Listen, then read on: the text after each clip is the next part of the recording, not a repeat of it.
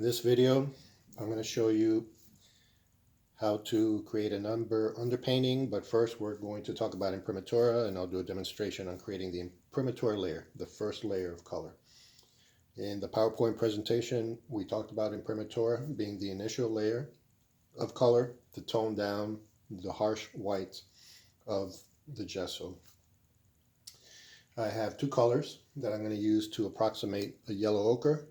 I have a sheet of canvas pad paper that I've taped down, which is not really necessary, but I'm going to be using broad strokes from left to right and going beyond the edges of the paper, so I just wanted to keep the tabletop clear. I have water to dilute the paint and paper towels. You should have everything that you need handy just in case before you start. Now, I'm using acrylic because it dries fast and because it's perfectly acceptable to work with oils on top of acrylic. I'm going to create the Imprimatura layer using acrylic. Once that dries, I'm going to demonstrate how to create an umber underpainting, but I'll be using oils for that. You can create an Imprimatura layer with oils. That's not a problem at all.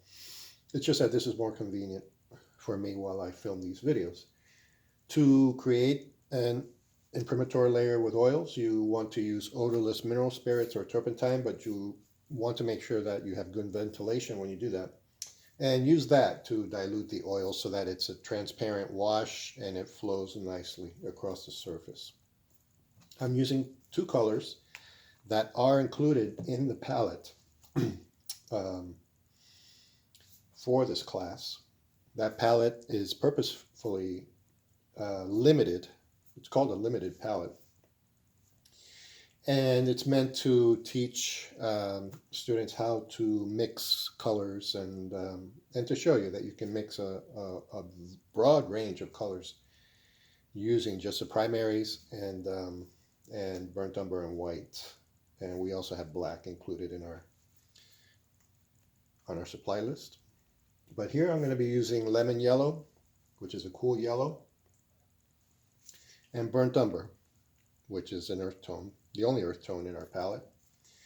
And what I'd like to do is approximate like a yellow ochre color, so a little less umber and a little more yellow. And then I start mixing and adding water. And you want to make sure you have enough color mixed up and diluted to cover the surface. And you'll need a fair amount of water. Also make sure that it's mixed well. You can also mix this in a small cup. There's nothing wrong with that, but I'm mixing it right on the palette paper. So here we have something that begins to approximate a yellow ochre, an earth tone. And I think it might be ready to begin applying. Again, this is a fairly straightforward process. Nothing too complicated about it. The complicated stuff will come later, trust me.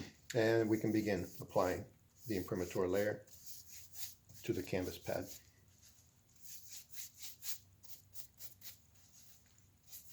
A general rule of thumb when painting is to work lean to fat, and that's what we're doing.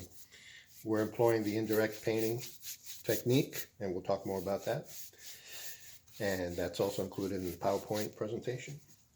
But again, the general rule of thumb when working with oil paints is to work lean to fat, meaning that we work from thin layers with little or no linseed oil or oil content.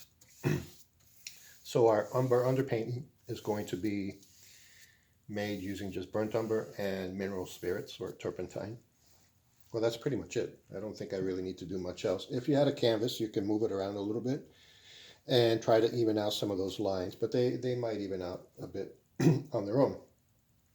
Also, if you have a bigger brush, that would be helpful also, just to go over it and even it out. But keep in mind that there are going to be a lot of layers that go on top of this, so if it's a little uneven, it's not a big problem, but for the most part, it looks pretty good.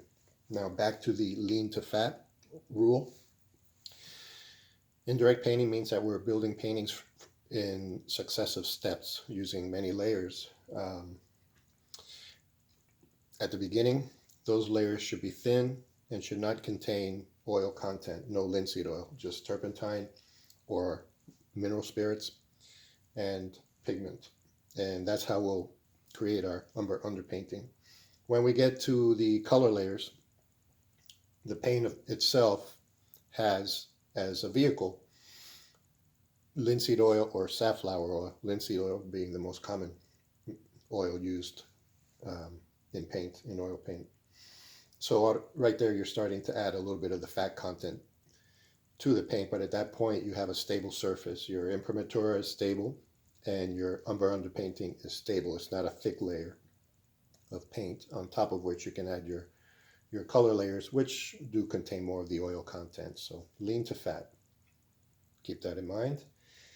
And we are finished with the Imprimatura layer. I'm going to let that dry, pull off the tape, and set up for the next demo.